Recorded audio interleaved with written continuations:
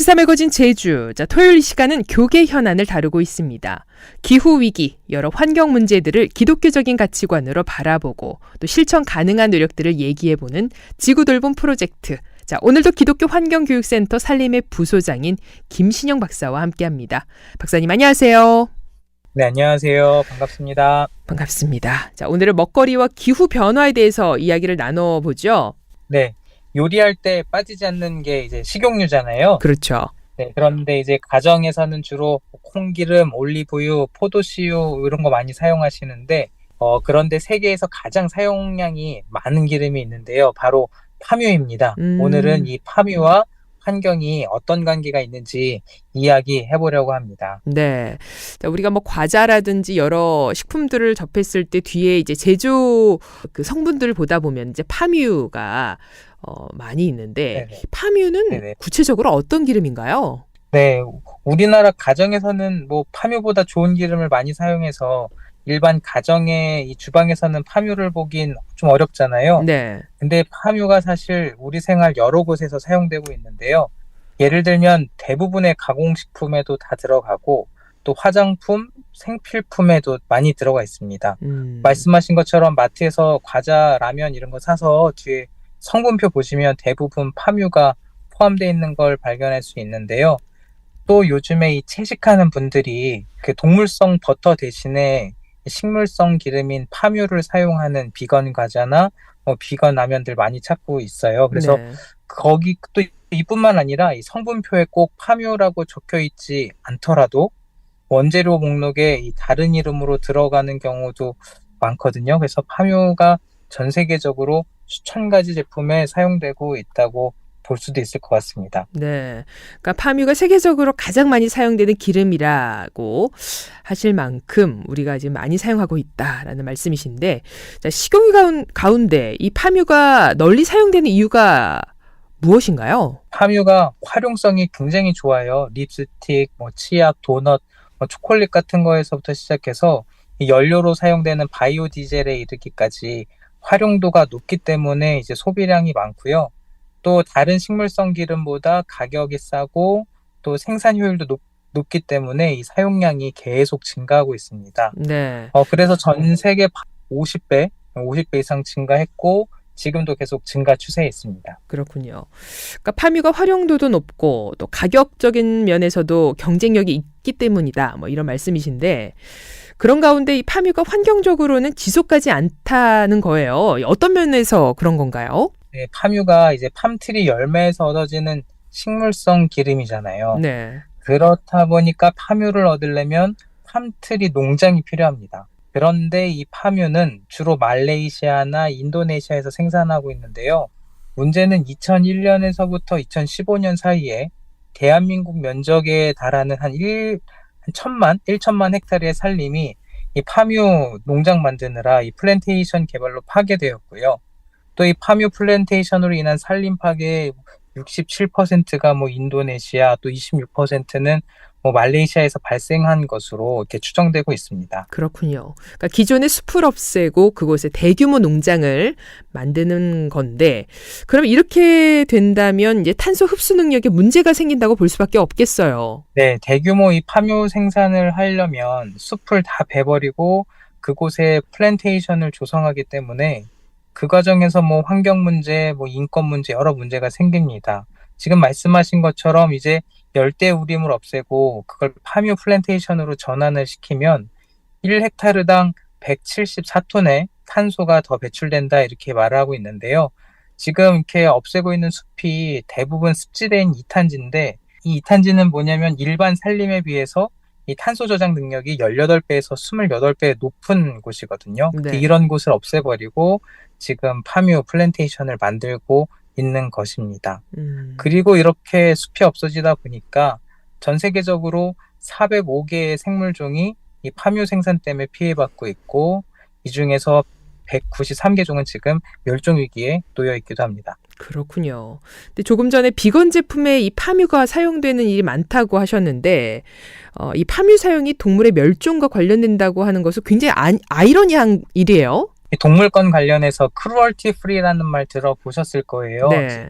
화장품 관련해서 동물 실험을 하지 않은 제품을 크루얼티 프리 제품이라고 하는데, 그런데 꼭 이 화장품 개발 과정에서 동물에게 직접적으로 고통을 주는 이 고통을 주는 동물 실험뿐 아니라 이 파뮤 플랜테이션도 서식지를 파괴하고 동물을 위협하고 있기 때문에 이 크루얼티 프리 관점에서 볼 때는 자유로울 수 없다고 할 수 있고요. 네. 예를 들면 동남아의 오랑우탄이 이 100년 전에는 한 23만 마리 정도 있었는데요.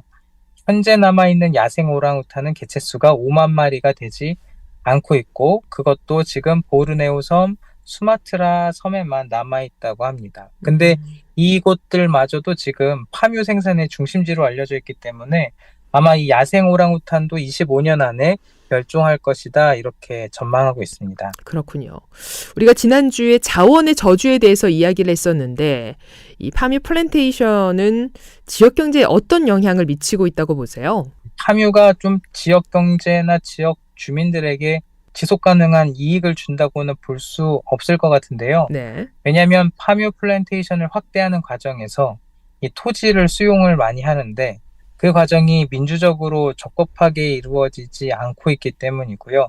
이 토지 수용을 할 때 폭력이나 불법적인 강탈 등이 많이 이루어져서 그 지역 공동체를 파괴하고 또 토지 분쟁을 야기하는 일이 굉장히 많습니다. 뿐만 아니라 이 파뮤 플랜테이션은 유기농이 아니라 아무래도 대규모 산업 농장이기 때문에 이 파뮤 생산 과정에서 많은 화학 물질을 사용하고 또 오폐수가 발생하는데요.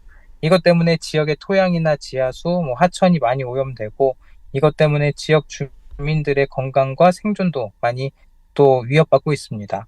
또 일자리 측면에서 보면 이 파묘 플랜테이션 노동이 좀 고위험 노동으로 이제 분류가 돼 있고요. 또 노동 시간도 과도하고 그에 비해 임금이 많이 낮아서 기본권을 보장받지 못하는 그런 경우가 일반적입니다. 네. 자, 이 세계적으로 파뮤 소비량이 증가하는 만큼 또 이 파뮤 생산지가 겪는 피해도 증가하겠구나 하는 생각이 듭니다. 이 파뮤 소비를 줄이고 다른 대체물을 찾아야 할 것 같은데 우리나라는 파뮤를 어떻게 또 소비하고 있나요? 네, 우리나라에서는 이 수입한 파뮤를 주로 식품이나 생활용품 제조에 사용해 왔는데요.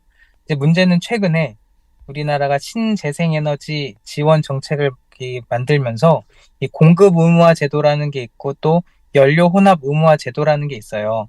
근데 여기서 파묘를 이제 바이오 연료에 포함시켰습니다. 식물성 기름이기 때문에 탄소 배출이 없다 해서 이제 바이오 연료에 포함이 됐는데, 이렇게 되다 보니까 지금 수송용 바이오 디젤이랑 발전용 바이오 중유에 투입되는 원료의 44%가 지금 파뮤 및 이 파뮤의 부산물들입니다. 그리고 이게 지금 친환경 에너지로 구분되고 있는 것이죠. 그래요. 그러니까 이 파뮤를 친환경적인 것이다라고 소개하는 것도 뭐 일종의 그린워싱이라고 볼 수가 있겠어요? 네, 충분히 그럴 수 있습니다. 왜냐하면 파뮤가 화석연료가 아니라서 탄소 배출은 하진 않지만 이 생산 과정에서 발생하는 산림 파괴, 서식지 감소, 생물 다양성 감소, 또 지역 사회에 미치는 여러 가지 악영향을 고려해 볼 때 파묘를 이 친환경 에너지원으로 소개하는 것은 충분히 이 그린워싱의 사례가 될 수 있다고 봅니다. 이 숲의 나무를 베고 그곳에 대규모 팜트리를 심는 것, 이것도 환경적으로 좋지 않은 건가요? 네, 나무를 다시 심어 놓으니까 괜찮지 않나 이렇게 생각할 수도 있는데요. 네. 멀쩡한 숲을 태우거나 베어 없애고 그곳에 단일한 나무를 착 심어 놓으면 그리고 그곳에 많은 화학물질을 또 살포한다면 토양 자체가 가지고 있는 생명력이나 또 숲이 가지고 있는 생태계의 다양성이 파괴되거든요.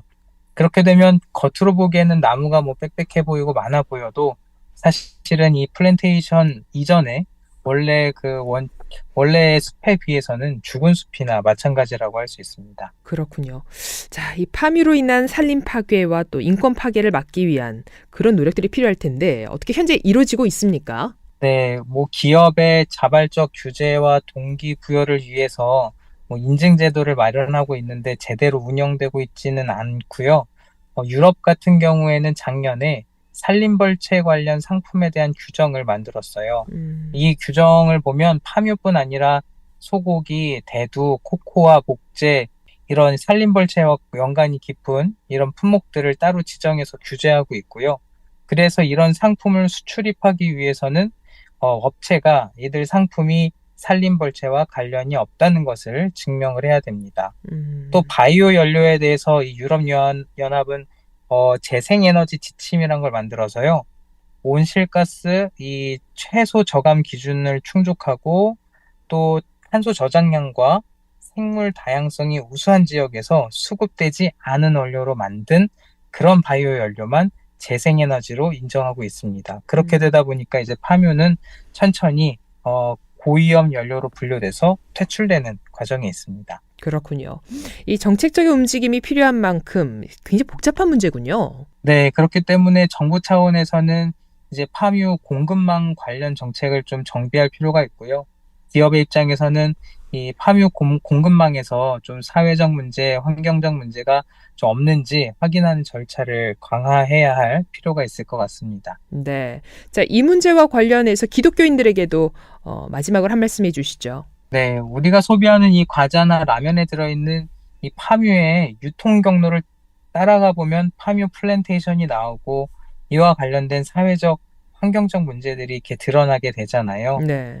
우리가 이 과자 봉지에 써 있는 파묘라는 두 글자만 가지고도 좀만 살펴보면 바이오 연료, 그린워싱, 환경 정의, 산림 파괴 같은 굵직한 문제들이 금방 드러납니다. 이걸 보면 우리 일상에 있는 것들도 우리가 조금만 관심을 갖고 둘러보면 이게 정말 심각한 문제들과 연결된 경우가 많다는 건데요. 우리 그리스도인들이 세상을 조금만 더 유심히 나는 지구를 돌보는 청직이다 이런 마음을 가지고 그 시선을 가지고 이 세상을 본다면 보이지 않던 다양한 문제를 발견하게 될 수 있을 것 같고요. 또 그 문제들을 위해 기도하고 실천하면서 하나님의 창조 사역에 보다 적극적으로 동참할 수 있을 것 같습니다. 네. 자, 지구 돌봄 프로젝트 오늘은 여기까지 말씀 듣고 또 다음 주에 뵙도록 하겠습니다. 고맙습니다. 네, 감사합니다. 네, 지금까지 기독교 환경교육센터 산림의 부소장인 김신영 박사였습니다.